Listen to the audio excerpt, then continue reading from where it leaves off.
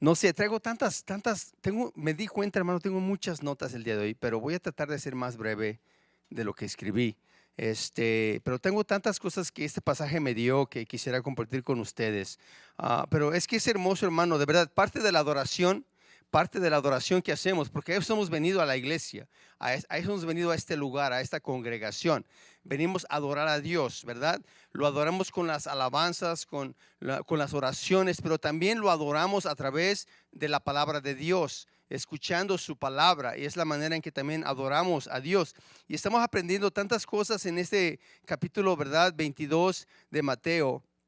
Y la verdad yo siento en mi corazón, yo sé que en este día el Señor también va a confrontar tu corazón como ha confrontado mi corazón, ¿verdad? Lo va a hacer de la manera, ¿verdad? Y yo le pido en oración al Señor que de esa manera podamos, como oraba mi hermano Sam al principio, ser hacedores de lo que el Señor tiene para nosotros el día de hoy. Si tú escuchas su palabra el día de hoy, te invito a que hagas lo que escuches, lo que dice la palabra de Dios, y verás un cambio y verás una bendición en tu vida. Estoy seguro, porque Dios bendice a aquel que es obediente a la palabra de Dios, ¿verdad?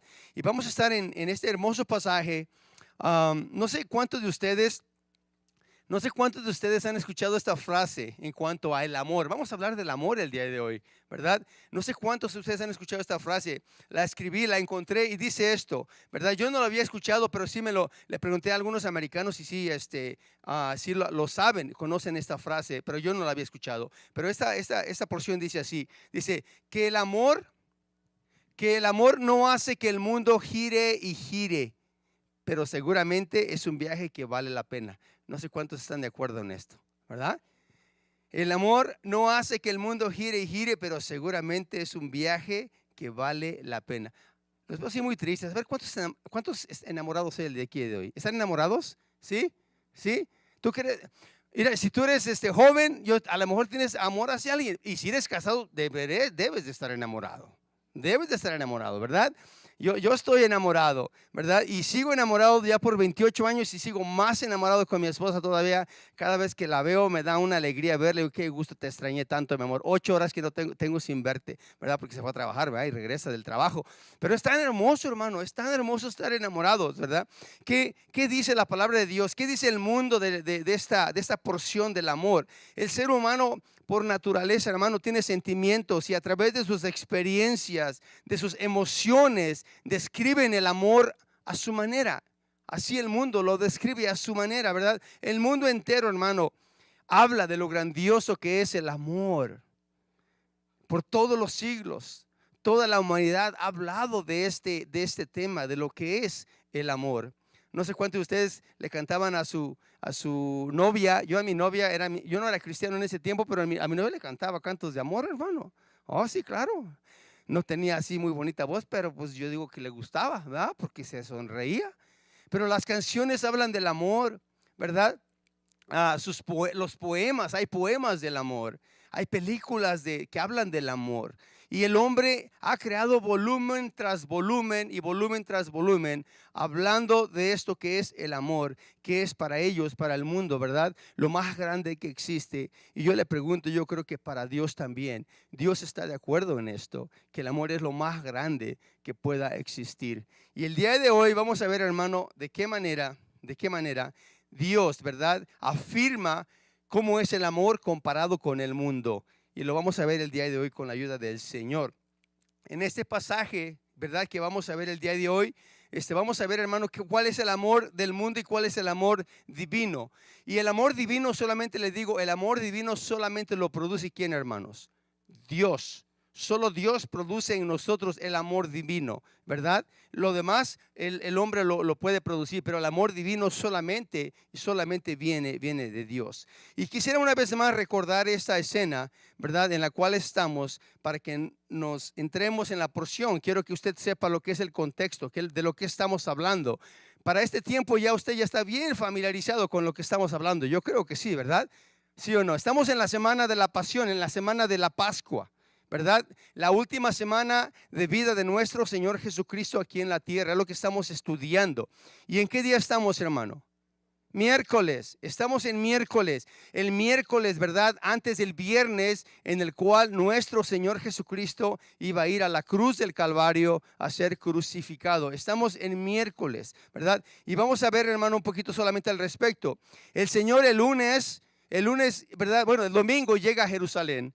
El domingo llega a Jerusalén con la multitud que lo venía siguiendo desde todas las áreas donde él anduvo predicando. Y el lunes entra a Jerusalén directamente. El pueblo lo corona como su rey, como su Mesías, ¿verdad? Esperando que este Mesías viniera a romper toda ligadura, ¿verdad? Toda opresión de la opresión romana que el pueblo judío estaba, ¿verdad? Estaba bajo esta opresión romana. Y ellos tenían ese deseo, tenían esa alegría de ver al Mesías que venía y iba a poner fin a toda esta opresión. Y el martes llega el Señor y entra al templo, y en lugar de agarrar y armar un ejército para que fueran contra Roma, ¿verdad? El Señor llega al templo, hermano, y ataca el corazón de la nación. Y les hace ver su pobreza espiritual en la cual ellos se encontraban. Y el Señor empieza a tirar todo lo que encuentra en su camino en el templo. Corre a todos, ¿verdad? Porque habían corrompido la casa de Dios. La habían convertido en una cueva de ladrones. Es lo que les dice. Después el Señor se va a descansar a la casa de María y Marta y Lázaro, ¿verdad? Y al otro día, que es miércoles, regresa una vez más al templo donde el día anterior había hecho estas cosas. Y comienza el Señor a hablar del reino de Dios, comienza el Señor a hablar de las buenas noticias, empieza el Señor a hablar del evangelio. Y todos los que estaban alrededor escuchándolo, el pueblo se gozaba, excepto un grupo. El grupo de los religiosos a los cuales el Señor había atacado directamente a su corazón, ¿verdad? Y este grupo de religiosos que eran los sacerdotes, los escribas, ¿verdad? Todos los fariseos, los saduceos y todos los grupos que estaban ahí, todos los religiosos, hermanos, tenían una sola misión, ¿verdad? Matar a Jesús. Esa era su misión, matar a Jesús. Pero los que ya hemos estado aquí durante estos servicios que hemos tenido, ¿por qué lo querían matar? Hoy le voy a dar solamente 3 razones por cual, ¿verdad? Vemos que el Señor lo querían muerto a él. 3 razones de las cuales ya hemos visto, ya hemos hablado, pero hay muchas más razones, por supuesto. Pero una de las razones por la cual lo querían matar es porque Jesús, todo lo que enseñaba era contrario a lo que ellos enseñaban. Era todo lo contrario. Ellos enseñaban una cosa y Jesús enseñaba otra. Y por eso lo odiaban. Y esto los irritaba a los religiosos que estaban ahí. La razón número 2 es porque Jesús ya se había hecho más popular que ellos. Jesús ya era más popular, la gente seguía a Jesús y ya no seguía a los sacerdotes y a todos los que estaban en el templo en el tiempo de Jesús. Y eso les causaba a ellos, hermanos, su ego, se les subía su ego y se enojaban porque seguían a Jesús en lugar de a ellos. Y la razón número 3 es porque Jesús, lo hemos visto, demostraba su poder, demostraba su autoridad y las habilidades que él tiene para hacer tantas cosas que ellos no podían hacer. Y por eso mismo lo odiaban. Y hermano, y Jesús para este grupo religioso se había convertido en una amenaza para ellos, una amenaza constante para ellos. ¿Por qué una amenaza para ellos? Porque quizás su posición estaba en juego, la posición que tenían. Quizás su popularidad se iba a perder, la que ellos tenían. Y por supuesto, ellos no lo entendían, pero ellos pensaban que Jesús estaba atacando su doctrina, su enseñanza, ¿verdad? Y vamos a ver que no es cierto el día de hoy, que no fue así realmente. Pero estos, hermanos, no podían eliminarlo. ¿Sabe por qué? Porque si hubiera estado en sus manos, lo hacían en el momento en que lo tenían ahí enfrente, pero no podían eliminar a Jesús, ¿verdad? Porque les estaba prohibido por el gobierno romano. Tenían que pasar por un proceso y tenían que llevarlo a juicio para que cada reo que no era obediente a la política de Roma sea enjuiciado y por último sea condenado a la cruz, ¿verdad? Y por eso es que ellos no podían tomar la justicia en sus manos, no podían, tenían que esperar, ¿verdad? Y querían encontrarlo, como ya hemos estado estudiando, en algún error, en algo que Jesús dijera mal para que ellos pudieran tomarlo, ¿verdad?, de esa manera, ya sea algo político, ya sea políticamente o religiosamente, ¿verdad? Y de esa manera, hermano, el gobierno podía en cierta forma llevar a Jesús a juicio. Y eso fue exactamente lo que pasa, ¿verdad? Después, lo vamos a ver después. Pero ellos, hermano, les estaban tendiendo a Jesús una trampa, directamente una trampa, y querían desacreditarlo a él en muchas áreas, ¿verdad? Pero lo querían desacreditar especialmente contra su pueblo de Israel. Querían que el pueblo estuviera en contra de lo que él estaba enseñando. Esa era su principal misión de estos líderes religiosos. Y su pueblo, por supuesto, estaba cansado. El pueblo de Israel estaba cansado, como ya dije, ¿verdad?, de la opresión romana. Eran tiranos con ellos, ¿verdad? Ya hemos hablado de muchas cosas de lo que hacían y hoy solamente vamos a recordarlas rápidamente, ¿verdad? Pero la razón que ellos lo odiaban, ¿y sabe por qué? Porque cuando Jesús hablaba, cuando Jesús enseñaba, hablaba, hermano, de manera como ya vimos las parábolas, hablaba de esta manera y las explicaba y les atacaba a ellos directamente. O sea, ellos sabían que estaba hablando de ellos cuando Jesús hablaba de estas cosas. ¿Se acuerda cuando leímos en Mateo 21:45 que ellos sabían que Jesús estaba hablando de ellos? Sabían que Jesús estaba hablando de ellos, ¿verdad? Les voy a recordar las preguntas que llevamos, porque después de las 3 parábolas surgen 3 preguntas y ya vimos 2. Hoy vamos a ver la tercera. La primera pregunta surge en el versículo 15 del capítulo 22, ¿verdad? Donde los fariseos juntamente con los herodianos le preguntan a Jesús que si era, ¿verdad?, si era justo que ellos pagaran sus taxes, sus impuestos al César, dar tributo al César, ¿verdad? Y lo querían desacreditar, por supuesto, con esta pregunta políticamente ante el gobierno romano. Y ellos esperaban, hermano, que Jesús dijera, no le paguen los impuestos al César, no le paguen, ¿verdad? Porque están dándole el dinero a alguien que va a adorar a un dios pagano, etcétera. Ellos deseaban que Jesús dijera esto. Pero lo sorprende, hermano, la manera en que él responde. Y Jesús, hermano, les da una respuesta que los confundió más todavía, ¿verdad? Los confundió más todavía y fallaron en esta pregunta. La segunda viene en el versículo 23. Cuando un grupo de los saduceos, este grupo de los saduceos que no creían en la resurrección, vienen a él para desacreditarlo de una manera como maestro, porque estaba enseñando cosas que ellos no aceptaban y querían desacreditarlo como maestro. Y les ponen un caso medio raro, como ya lo platicamos la semana pasada, ¿va? Una historia ridícula en la cual el Señor Jesucristo, usando, hermano, toda su sabiduría, como él es sabio, hermano, y otra vez más este grupo, hermano, se quedó, hermano, así como diciendo, no, es increíble lo que sale de la boca de este hombre. Es increíble lo que dice este hombre. Les digo esto porque vamos a ver a esta persona que el día de hoy, ¿verdad?, viene a hacer esta otra pregunta. Y Jesús, hermano, y estos hombres, ¿verdad?, en su intento de acusarlo, hermano, salen vencidos porque no pudieron encontrar a Jesús en ninguna falla, en ninguna cosa que dijera que estaba en contra de la política o cosa que estuviera en contra de la religión. Y deja a sus acusadores sin palabras. Lo hizo con los herodianos, lo hizo con los saduceos, hermano, y ahora vamos a ver esta tercera pregunta que hacen, ¿verdad? Esta tercera pregunta, y vamos a estar en los versículos 34 hasta el 40 del capítulo 22 de Mateo. Y en el versículo 34, si usted gusta ir ahí, por favor, Mateo 22, versículo 34, dice el primer versículo que vamos a estudiar así: entonces los fariseos, oyendo que había hecho callar a los saduceos, se juntaron a una. Algo que notar aquí. Yo le repito, si a usted le encanta escribir en su Biblia, hágalo. Yo escribo en mi Biblia. Cada vez que voy al servicio en inglés, escribo en mi Biblia las notas que Pastor Ed a veces comparte, los versículos, escribo mis notas. Pero esta palabra callar en este versículo significa, hermano, algo bien importante. Dejar a alguien sin palabras, solamente con puros sonidos. ¿Nunca le ha pasado cuando usted le preguntan algo y ya lo entendió, pero quiere usted seguir respondiendo y no puede y se queda como tartamudeando, y se queda con las palabras así en su boca porque ya le explicaron, ya se explicó, ya está bien claro la situación? no es que me pase mucho en casa, ¿verdad? Pero de vez en cuando yo no puedo decir, a ver, cosas, ¿verdad? Porque ya me explicaron y así está la situación y pues ya está bien explicada, no hay más que decir. Y es lo que hace el Señor Jesucristo, con toda su sabiduría, con toda, ¿verdad? Con todo su poder y autoridad, cuando Él habla, ¿verdad? Los deja callados.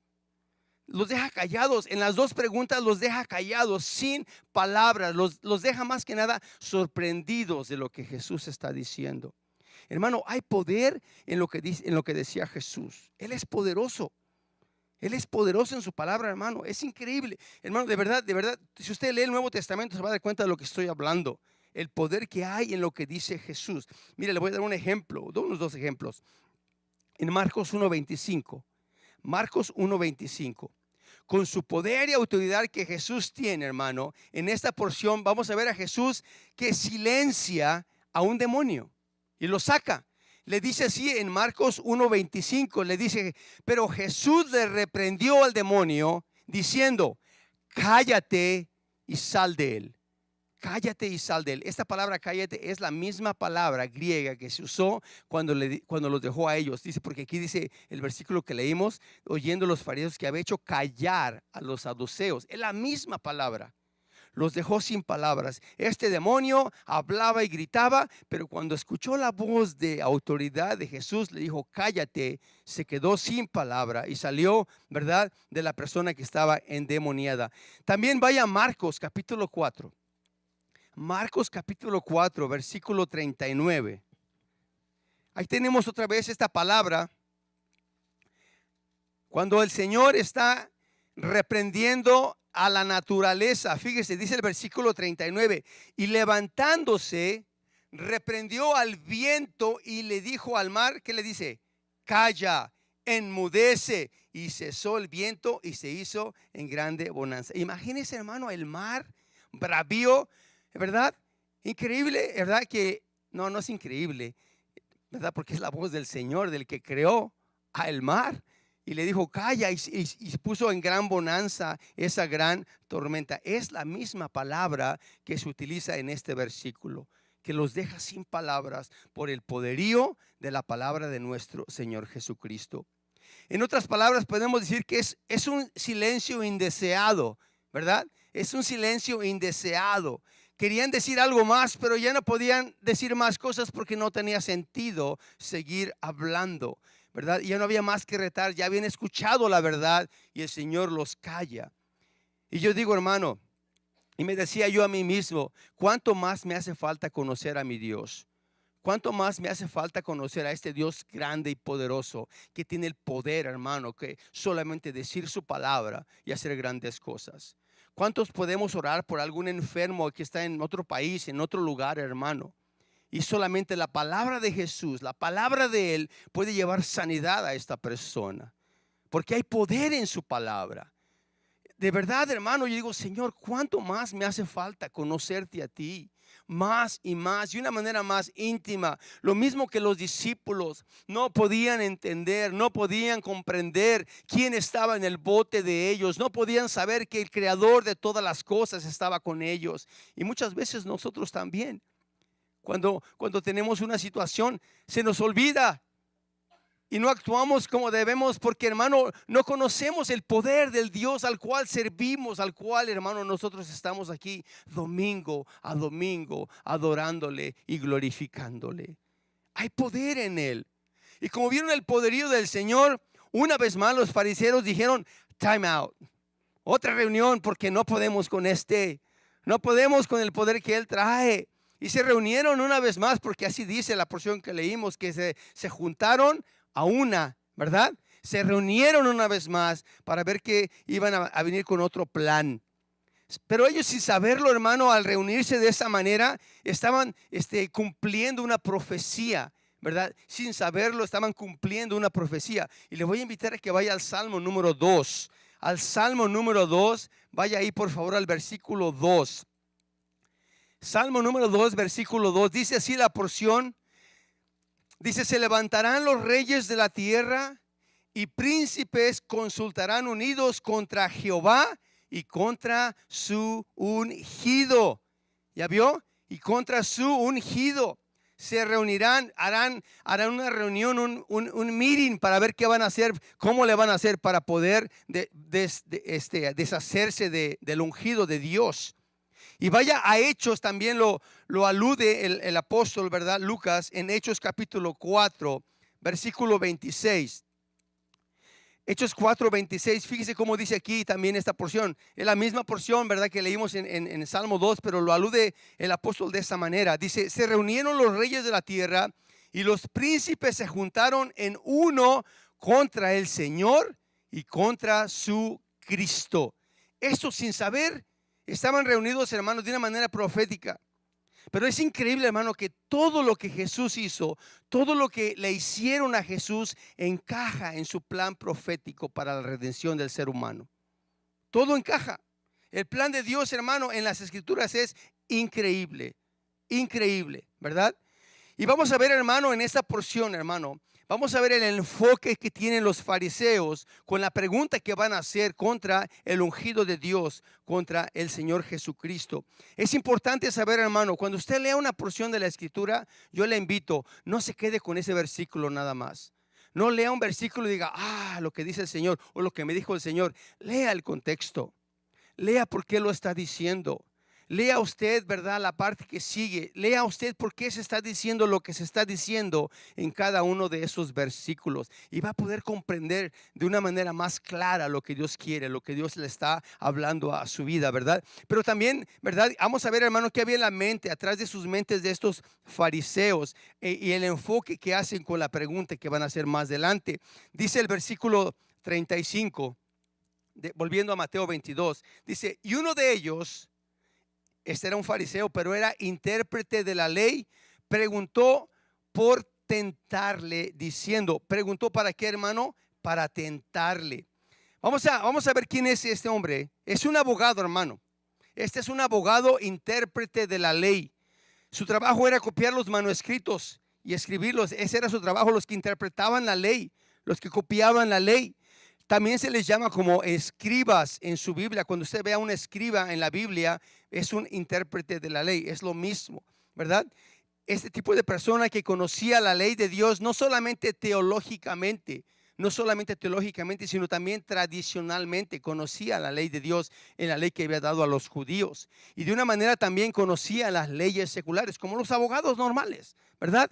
Los abogados que conocen las leyes seculares. Este era un intérprete de la ley que conocía todas estas cosas. Lo interesante de la pregunta es esto, hermano. Fíjese, hermano, porque este hombre, a pesar de que era fariseo, a pesar de que también, ¿verdad?, tenía algo en contra de Jesús, él como que había comprendido, como que no era tan venenoso como otros, ¿verdad? Fíjese, porque el pasaje paralelo que está en Marcos capítulo 12, no lo vamos a leer, pero solamente anótelo. En Marcos capítulo 12 está ese pasaje paralelo en el cual estamos estudiando el día de hoy, ¿verdad? Este escriba es atraído por Jesús por una cosa, por la sabiduría de Jesús. Por eso es atraído, ¿verdad? Y entonces el escriba notó que Jesús había respondido de una manera maravillosa a las otras dos preguntas. Y no dudo que este escriba ha de haber escuchado a Jesús en alguna otra ocasión y se admiraba de lo que él enseñaba, de la manera que él enseñaba. ¿Y sabe por qué le digo esto? Porque al final, cuando lo lea en su casa, el capítulo 12, ¿verdad?, en Marcos, se va a dar cuenta de lo que le dice. Jesús le dice a este escriba, le dice, no estás lejos del reino de Dios. Así le dice, no estás lejos del reino de Dios. Como diciendo, ahí la llevas. Casi me encuentras. Pero todavía había cierto veneno en él todavía, porque era fariseo, por supuesto.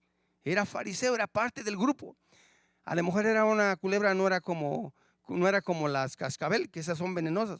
O a lo mejor los fariseos era una viper, porque así les dice víboras, ¿verdad? El Señor los llama víboras, ¿verdad? Yo no sé, bueno, yo sé por qué los llama víboras, pero lo que quiero decir es de que a lo mejor unas son menos venenosas que otras. Este hombre a lo mejor no tenía tanto veneno, ¿verdad? Y por eso el Señor le dice, tú estás cerca, ¿verdad? No estás tan lejos del reino de Dios, ¿verdad? Pero veamos la pregunta, hermano, en el versículo 35, ya lo leímos, ¿verdad? El 36. Vamos a ver lo que le dice este hombre. Dice, maestro, ¿cuál es el gran mandamiento de la ley? Maestro, ¿cuál es el gran mandamiento de la ley? ¿Por qué hace, hermano, esta pregunta? Yo me preguntaba y estas cosas, hermano. Yo le pregunto a usted también, porque usted sabe muchas cosas también. Yo le voy a preguntar, ¿quién es el máximo héroe? ¿Quién es el máximo héroe del judaísmo?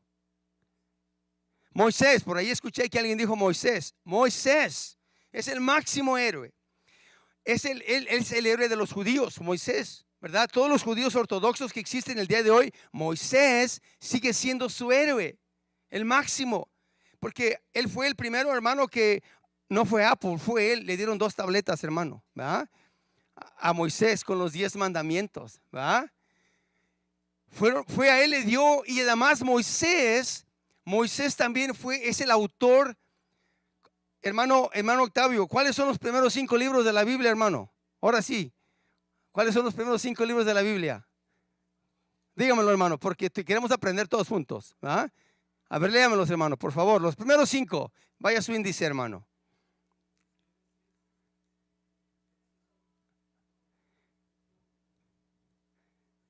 Le falta uno, hermano. Perfecto, hermano. Génesis, Éxodo, Levítico, Números, Deuteronomio. Eso se llama Pentateuco, ¿verdad? Y esos 5 libros, dice mi esposa, explica bien. Ok, penta es de 5, pues vaya. Hermanos, esos 5 libros los escribió su máximo héroe de los judíos, que es Moisés. Dios inspiró a Moisés para escribir estos libros. Y de estos libros se basan los judíos, ¿verdad? Los saduceos se basan en esos 5 libros únicamente. Y los fariseos también creen en los otros, en los salmos, en los proverbios y en todo lo demás que está en el Antiguo Testamento. Pero para ellos y para los saduceos y para los fariseos y para todos los líderes religiosos y para todo judío, su máximo héroe en la palabra de Dios es Moisés. Es Moisés. De hecho, fíjese, dice un rabino, Joseph ben Jalafa, así es el nombre de este hombre, ¿verdad? En el siglo II dijo esto en cuanto a este aspecto. Dice, Dios llamó a Moisés de manera fiel en toda la casa de Israel.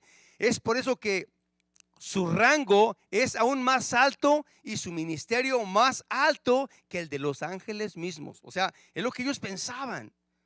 Ese era su pensamiento de quién era Moisés, ¿verdad? Y estos pensaban que hermano, que él era todo. Moisés lo era todo. Incluso Jesús les marca esto en el versículo 23 de Mateo, en el versículo 2, en el capítulo 23, perdón, versículo 2 les dice esto, les dice, en la cátedra de Moisés se sientan los escribas y los fariseos. Jesús reconoce que para ellos era su máximo héroe, su máxima autoridad. Ellos pensaban que Moisés estaba en un lugar de poder porque a él le fue dada la ley y era su gran héroe, ¿verdad? Su gran héroe. Y ellos pensaban en sus mentes, en sus corazones, que Jesús estaba atacando a su máxima autoridad. Y por eso estaban enojados. Pero sabemos que esto es falso completamente. Es falso. Jesús nunca atacó a nadie de esa manera. Mucho menos Jesús atacó a los profetas del Antiguo Testamento. Mucho menos Jesús atacó los 10 mandamientos. Mucho menos atacó a su gran autoridad de ellos, que era Moisés. No. Fíjese lo que dice Mateo 5:17. Mateo 5:17 dice de esta manera: no penséis que he venido para abrogar la ley o a los profetas. No he venido para abrogar, sino para cumplir. Como diciendo, yo no he venido a quitar a ningún profeta, yo no he venido a quitar a ninguna parte de la ley. Yo solamente he venido para cumplir esa ley. Jesús fue muy sensible porque él conocía, ¿verdad?, a su pueblo. Y fue que si no lo conocía, hermano, 40 años en el desierto, que si no conocía a este pueblo, ¿verdad? Rebelde y sin causa, y tenían un corazoncito muy frágil, de todos se enojaban, ¿verdad que sí? Como a veces unos de nosotros así somos, ¿verdad? Nos quiebran así por cualquier cosita, ¿verdad? Porque no nos plancharon la camisa, ¿verdad? Tampoco arrugada, hermano, pero sí está bien planchadita. Sí, la planchó la dryer, ¿verdad? La secadora, ¿verdad? Pero somos así como muy sensibles a veces. Y el Señor Jesús conocía a su pueblo. Sabía de todas estas cosas y él nunca, hermano, fue bien sensible en lo que él decía. Él no vino a poner una nueva autoridad, él no vino a quitar la ley de Moisés, ¿verdad? Él vino, hermano, solamente a cumplir esa ley. Y para ellos, hermano, para ellos era increíble. Ellos pensaban que Jesús estaba blasfemando en estas cosas, ¿verdad? Y nunca la atacó de esta manera. Jesús vino a cumplir la ley, hermano, y no hacer lo que ellos hacían. ¿Qué hacían los fariseos? Mire, vaya a Mateo 23:4. ¿Qué hacían los fariseos? Fíjese, Mateo 23:4. ¿Qué hacían con la ley? Por supuesto, con la ley. Mateo 23:4 dice así: porque atan cargas pesadas y difíciles de llevar y las ponen sobre los hombros de los hombres, pero ellos ni con un dedo quieren moverlas. Les habla a los fariseos de esta manera. Y sabe, Jesús es todo lo contrario. Jesús vino a poner sobre sus hombros lo que usted y yo no podíamos poner, hermano. Él vino a poner sobre sus hombros, sobre su vida, lo que usted y yo nunca de los nunca podíamos lograr, hermano. Pero Jesús lo logró. Él puso esa carga pesada que nosotros no podíamos con esa carga. ¿Quién de nosotros era capaz de cumplir la ley al 100%? Nadie, hermano, nadie. Solo Jesús lo hizo y puso toda esa carga sobre él y fue a la cruz del Calvario. Pero esos fariseos ponían cargas sobre los hombres, porque la ley dice así, y les ponían cargas pesadas, pero ellos no movían ni un dedo para hacerlo. Y así Jesús vino y los encontró y les muestra su realidad. Vamos a ver el versículo 23 después, el capítulo 23, se va a dar cuenta, hermano, de lo que les digo. Y por eso estaban bien enojados. Para los saduceos también Moisés, como ya dije, era su máxima autoridad y solamente aceptaban el Pentateuco, ¿verdad? El problema entonces era que ellos pensaban que Jesús estaba atacando lo que Moisés dijo. Por eso le dice esta pregunta: maestro, ¿cuál es el gran mandamiento de la ley? ¿Cuál es el gran mandamiento de la ley? El enfoque entonces es Moisés.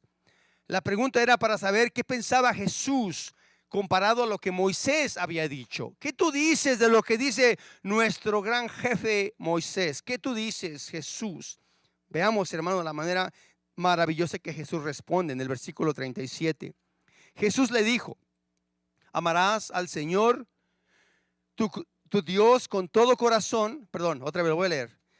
Jesús le dijo: amarás al Señor tu Dios con todo tu corazón y con toda tu alma y con toda tu mente.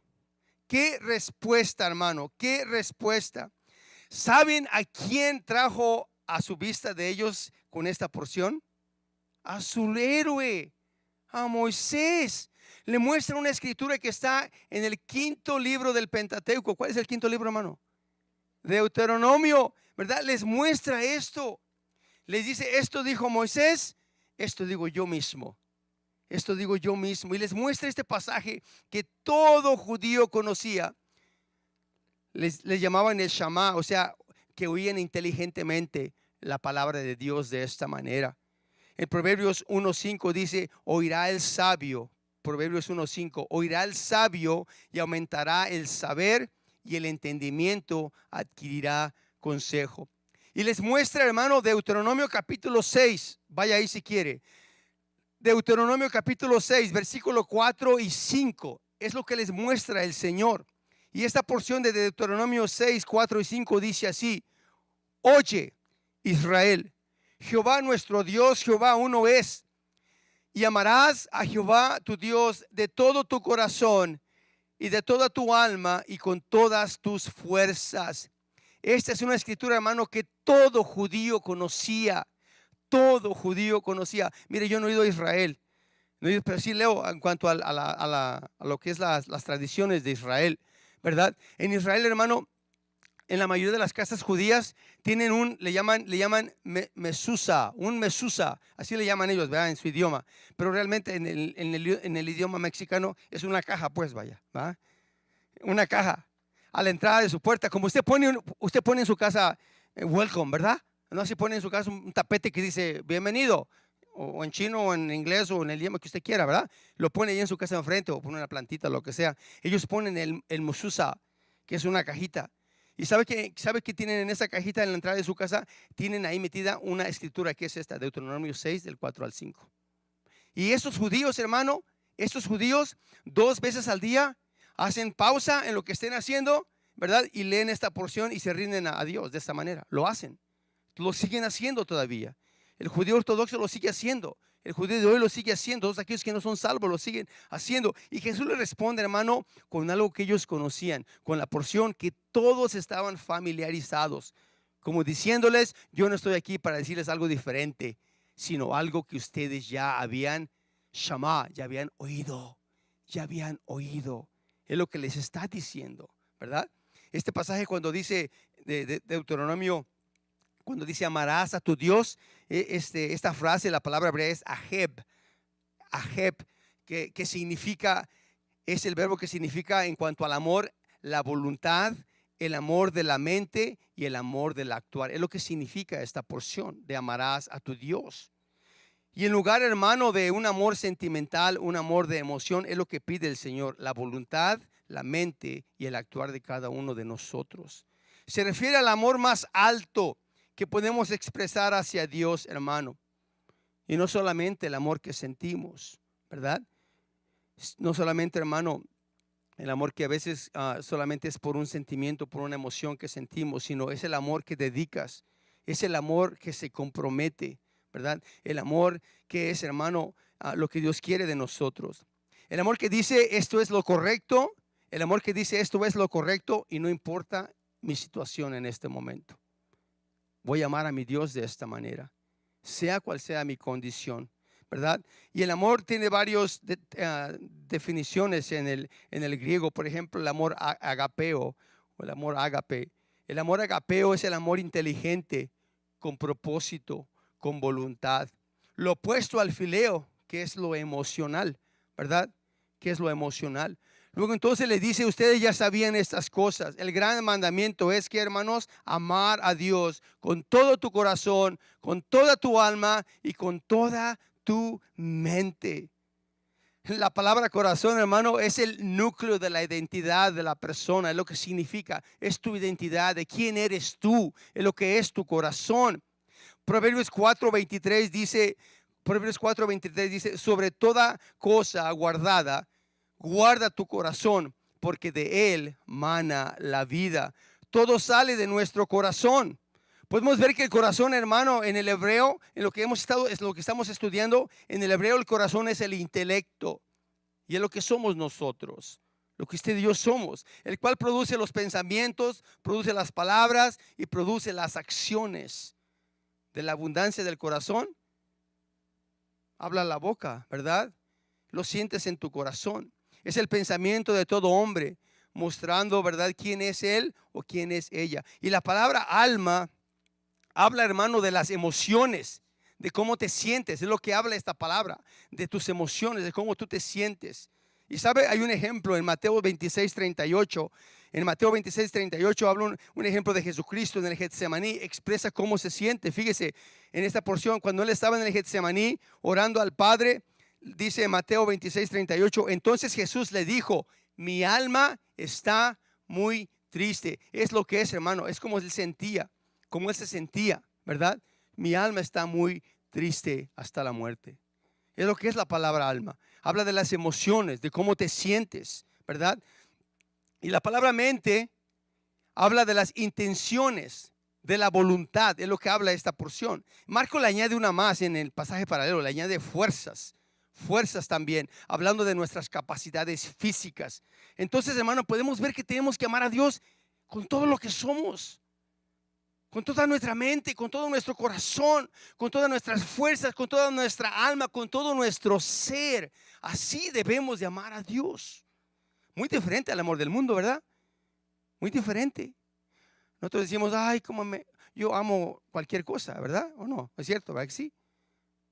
En inglés dicen I love you. En español yo no digo eso. Yo no digo: oh, yo amo tacos. En inglés dicen: oh, I love tacos, right? Dicen, yo no digo yo amo tacos. Yo me como los tacos tan buenos, ¿verdad? Pero I don't love tacos, ¿verdad? Pero eso es en inglés, pues. Yo no sé por qué los gabachos son diferentes, ¿verdad? Pero es eso, pues, precisamente, hermano. El amor hacia Dios es un amor bien balanceado. Fíjese, lo puse de esta manera. Número 1, es un amor inteligente. Número 2, es un amor con sentimientos. Número 3, es un amor de voluntad propia. Y número 4, es un amor de servicio.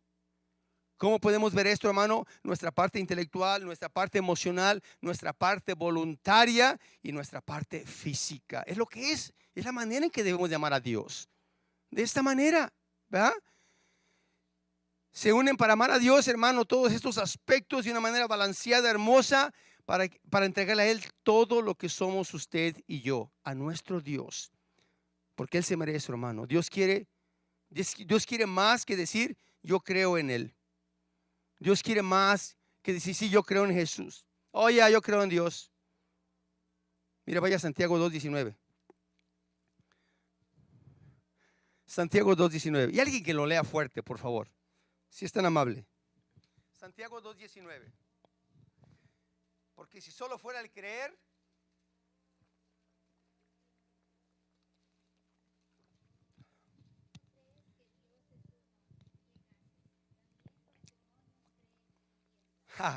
si fuera solo creer, hermano, los demonios creen.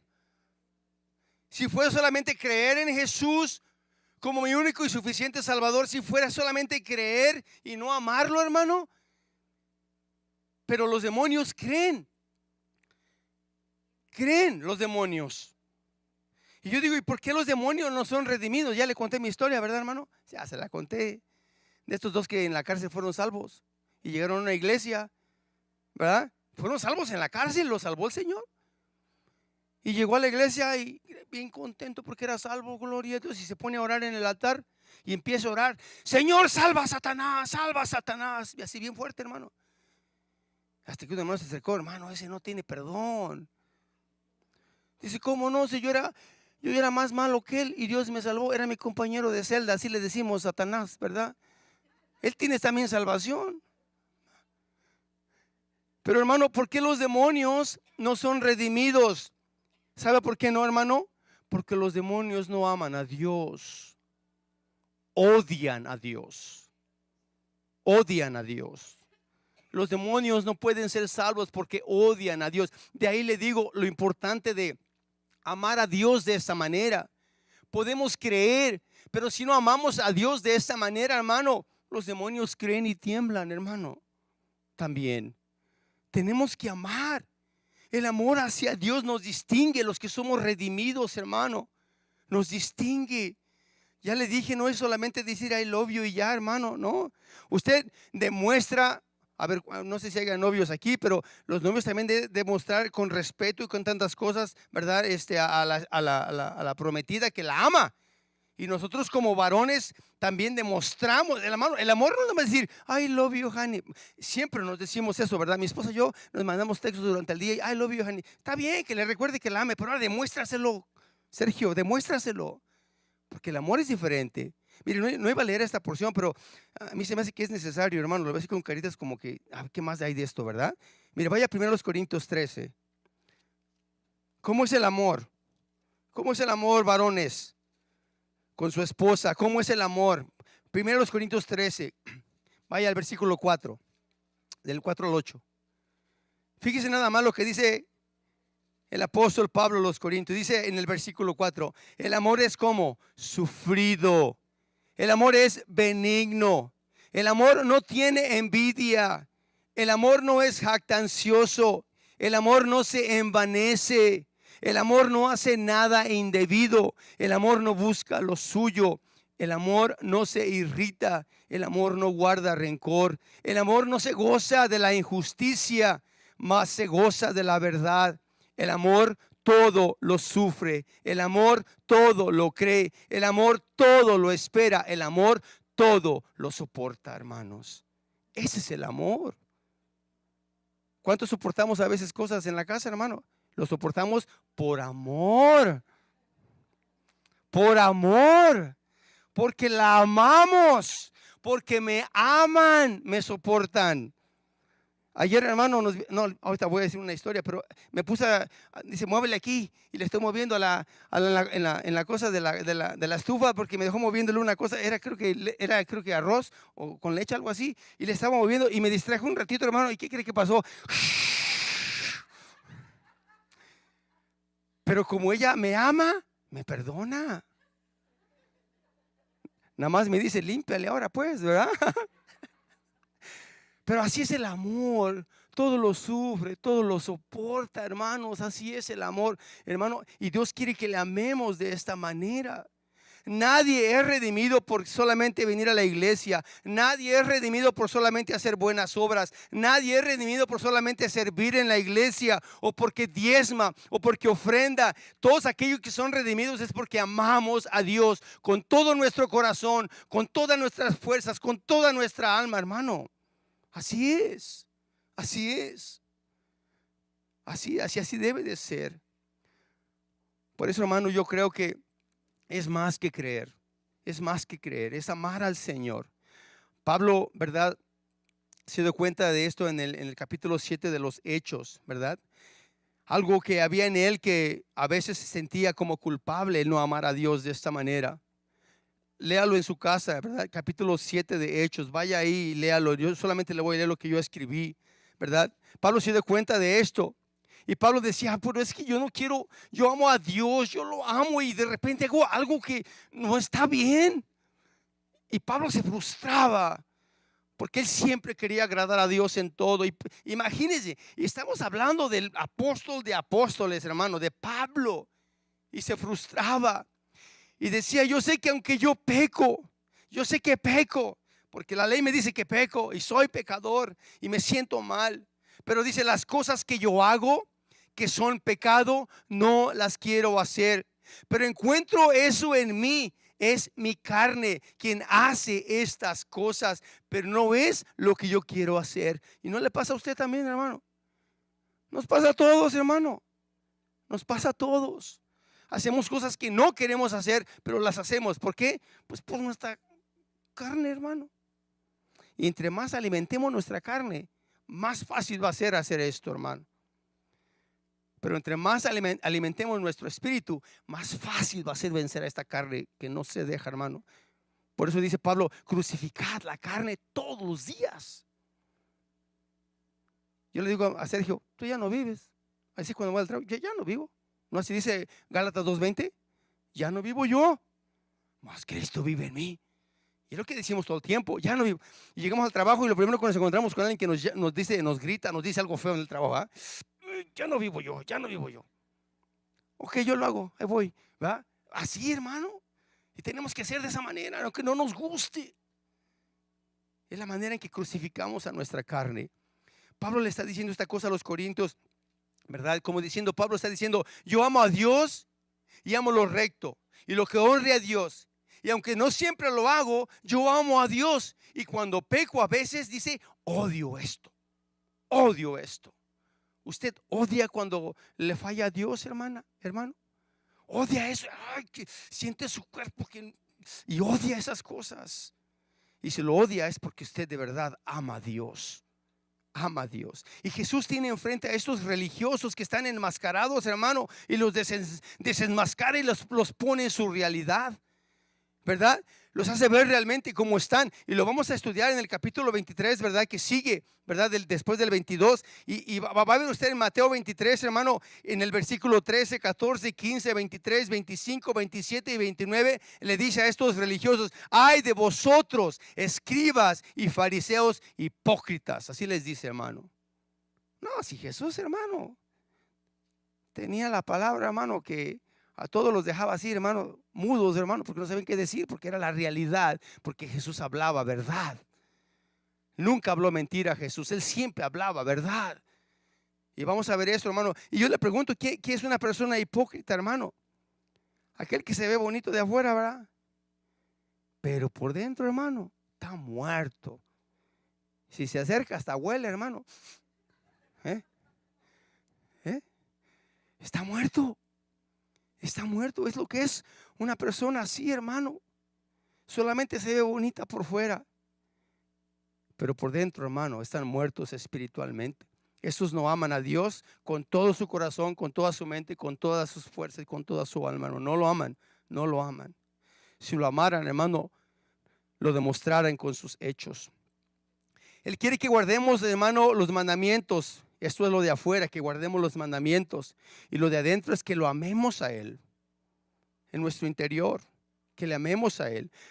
Deuteronomio 7:9 dice así, fíjese, Deuteronomio 7:9 dice: conoce pues que Jehová tu Dios es Dios, Dios es fiel, que guarda el pacto y la misericordia a los que aman y guardan sus mandamientos hasta 1000 generaciones. Nehemías 1:5 dice: y dije, te ruego, oh Jehová, Dios de los cielos, fuerte, grande y temible, que guarda el pacto y la misericordia a los que aman y guardan sus mandamientos.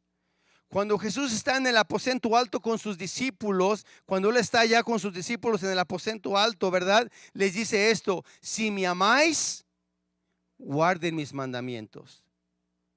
No nada más me digas que me amas y no guardes mis mandamientos. Si me amáis, ¿verdad? Es lo que les dice el Señor. Somos personas, hermano, que amamos a Dios porque hemos sido redimidos. Primera de Juan, capítulo 4, versículo 19, dice así. Primera de Juan 4:19 dice: nosotros le amamos a Él porque Él nos amó primero. Ahora póngalo al revés, hermano. Póngalo al revés. Él nos amó a nosotros primero. Es por eso que nosotros, ¿qué, hermano? Le amamos a Él. Porque Él nos amó primero, es porque Sergio ama al Señor, ¿verdad? Así es. Así es. Efesios 6:24 lo dice Pablo de una manera maravillosa. Efesios 6:24 dice: la gracia sea con todos los que aman a nuestro Señor Jesucristo con amor inalterable. Amén. ¿Cuál es lo opuesto de esto, hermano? Ve usted la condición de aquellos que no aman a Dios. Aquellos que solamente se ven bonitos por fuera, pero que en realidad sus hechos muestran lo contrario y que no aman a Dios. Fíjese lo opuesto. 1 Corintios 16:22. 1 Corintios 16:22. El que no amare al Señor Jesucristo sea anatema. ¿Sabe qué es anatema? Maldito. El que no ame al Señor Jesucristo sea maldito. Es lo que está diciendo este pasaje. Y dice Pablo: el Señor viene. Necesitamos, hermano, de verdad amar a nuestro Señor. Dios llama a las personas a que lo amen porque Él es digno. ¿Usted cree que Él es digno de ser amado? Oh, Dios mío, ¿cómo no amar a alguien como Jesús, como es Él? Tan bueno, tan dulce, tan cortés, tan amable, tan caballeroso que es nuestro Señor Jesucristo. Tan precioso que es nuestro Señor. ¿Cómo no amar a una persona así, hermano? ¿Verdad? Y el deseo de Dios es que el ser humano le ame a Él. Sí, que crea en Él, pero que le ame a Él. Ese es su deseo. Ese es el amor que Él busca en nosotros. Fíjese, hermano, el amor que Él busca, hermano, lo define la palabra de Dios, porque Él es todo amor. Jesús es todo amor. No, nada más anote las citas porque son muchas, ¿verdad? Pero solamente le voy a dar un poquito de lo que dice este pasaje. El Salmo 18 dice: el amor que confía en el poder de Dios. El amor que confía en el poder de Dios. Salmo 31:23.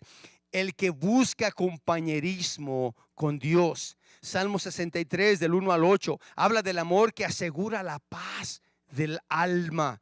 Salmo 19, 165, que es sensible al amor que siente Dios. Ese es el amor de Dios. Salmo 69, 9, el amor que ama lo que ama a Dios. Ese es el amor de nosotros, que ama lo que ama a Dios. Primera de Juan 5:1, el amor que odia lo que odia a Dios. Aún en esto, hermano, aún en esto. El Salmo 97:10, que se entristece. Ya sabía que sí me iba a pasar esa palabra. Que se entristece al pecar. Ese es el amor. Pablo le dice a los filipenses en Filipenses 1:9, les dice esto: y esto pido en oración, Filipenses 1:9, y esto pido en oración, que vuestro amor abunde aún más y más en ciencia y en todo conocimiento. Como diciendo: amo a Dios, pero quiero aprender más a amar a mi Dios. Quiero aprender más a amar a mi Dios. Y esa es la porción que leímos, y es la pregunta que está haciendo el escriba a Jesús. Y vea el versículo 39, regresando a Mateo 22. Perdón, 38.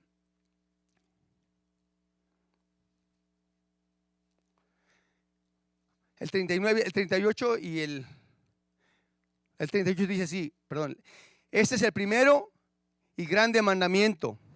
Y dice el 39.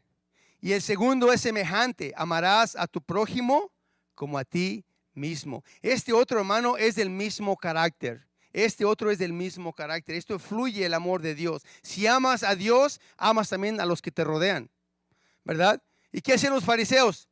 Decían decir amar a Dios, pero a las personas que estaban al lado de ellos no las amaban, hermano. Les ponían cargas pesadas, los usaban, abusaban de ellos, ¿verdad? Eran crueles con ellos. Eso no es amar a Dios. Eso no es amar a Dios. Hay patrones que no aman a Dios, hermano. Ya lo hemos experimentado, ¿verdad que sí? Tratan a las personas porque no conocen a Dios de esa manera. Eran amadores de sí mismos estos hombres, ¿verdad? Tenemos que amar a nuestro prójimo, hermano, como a nosotros mismos. Hoy se me dolió mi corazón, hermano, porque vino una pareja, yo no sé de dónde serían, hermano. Si de allá de Afganistán o quién sabe de dónde serían. O italianos. Yo no sé, yo no les entendía muy bien español, pero venían buscando ayuda, hermano, y busqué la manera en cómo le podemos ayudar, pero pues, no había manera. No pudimos ayudarles. Vaya, ellos querían dinero para su renta y pues no, yo les dije a los pastores, pues a ver, yo no sé, aquí hay una necesidad, pero pues nadie tiene el poder o la autoridad para hacer esto, ¿verdad? O sea, es un proceso y se me dolió mi corazón el no poder ayudarles de esta manera. A lo mejor sí para la leche, para lo que necesiten, pero hasta ahí, hasta ese punto nada más. Pero nosotros, hermano, debemos de amar a nuestro prójimo, y el amor es acción, ¿verdad? El amor es acción.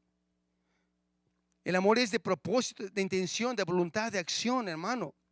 El cuidar de los demás, el preocuparse por el bienestar de otros. Cuando tienen hambre, darles de comer. Si yo tengo hambre, yo no voy al McDonald's, voy al Wendy's. Pero ¿hay cómo? ¿Va? No me gusta el McDonald's, pero el Wendy's sí. ¿Va? Baconator con un montón de bacon. Oh, hermana. Es que mi esposa no me compra bacon. Ahí me le pongo hasta extra, hermano. Hasta extra. Me cuida, ¿verdad? Pero bueno, está bien. Pero cuando tengo hambre, yo voy y como. Pero ¿qué tal si mi prójimo tiene hambre? ¿Qué hacemos con él? Nos pasamos derecho como los músicos que están en esa parábola del buen samaritano. Nos pasamos derecho como los líderes y no ayudamos. ¿Qué hacemos? Amor en acción, hermano. Debemos de amar a estas personas que tienen necesidad, ¿verdad? Y el versículo 40 dice, estos dos mandamientos depende toda la ley y los profetas. Toda la ley y los profetas dependen de estos dos grandes mandamientos. Tu relación con Dios y tu relación con los hombres. Debemos de amarlos de esta manera. Dice Romanos capítulo 13, versículo 8 al 10. Romanos 13 del 8 al 10 dice, no debáis a nadie nada, sino el amaros unos a otros, porque el que ama al prójimo ha cumplido la ley. Porque no adulterarás, no matarás, no hurtarás, no dirás falso testimonio, no codiciarás, y cualquier otro mandamiento. En esa sentencia se resume, amarás a tu prójimo como a ti mismo. El amor no hace mal al prójimo, así que el cumplimiento de la ley es el amor. El amor. El amor, hermanos. El amor es más grande que el creer. El amor.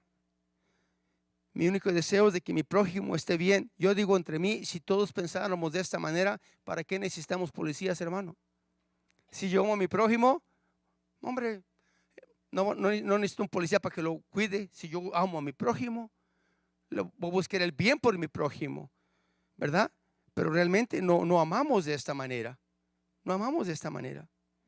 Este mensaje, hermano, para los que no son cristianos, yo les digo, hermano, para los que no son cristianos, que no aman a Dios, tú necesitas venir a Jesús y pedirle perdón. Pídele perdón. Acércate a Él. ¿Y sabes qué va a hacer Jesús? Te va a perdonar. ¿Por qué? Porque Él tiene un grande amor por ti. Y el mensaje para los que ya somos cristianos, yo quiero que te preguntes, escudriña tu corazón.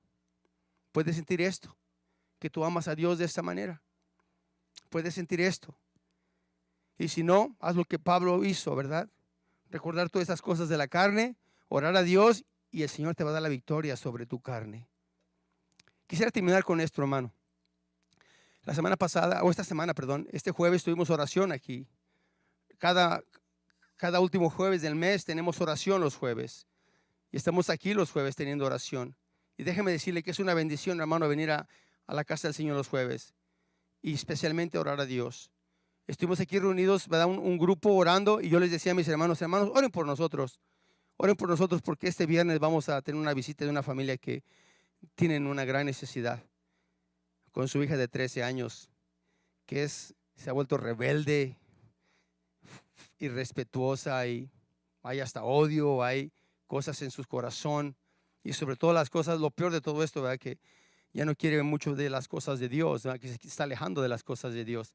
Y vinieron a pedir consejo, ¿verdad? A mi esposa y a mí, y estuvieron allí en nuestra casa este viernes, y estuvimos platicando y orando con ellos, por supuesto.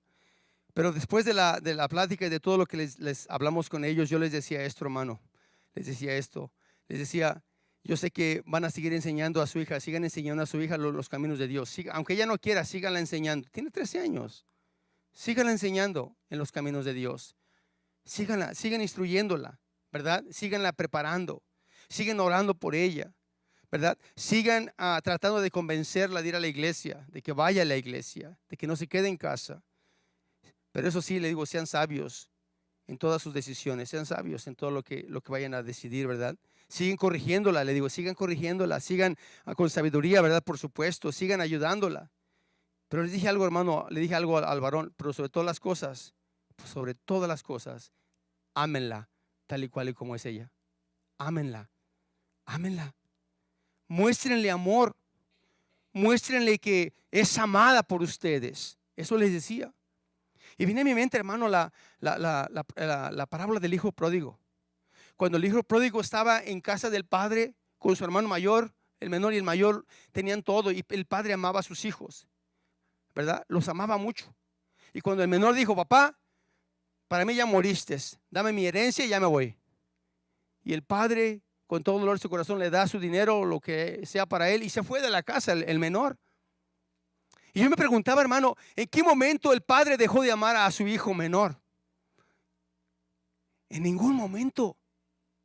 En el momento que se fue le dolió, pero lo seguía amando. El saber, hermano, que su hijo estaba en el mundo perdido, malgastando lo que él le había dado en cosas que eran pecado. El padre seguía amando a su hijo. Seguía amándolo. ¿Y sabe lo que le pasó a este joven menor que se fue al mundo y dejó al padre? Porque él sentía el amor del padre, porque él supo que su padre lo amaba. Le vino a su mente, mi papá me ama. Mi papá me ama. Voy a regresar a casa. Mi papá me ama. Y le dije a esta familia, nunca dejen de amar a su hija. Nunca. Sea como sea, de respetuosa o rebelde. ¿Cuántos padres pasamos por eso, hermanos? ¿Cuántos padres cristianos pasamos por eso, hermano? Con nuestros hijos. Porque no entienden, no comprenden, no pueden ver más allá nuestros hijos de su realidad, no pueden verlo.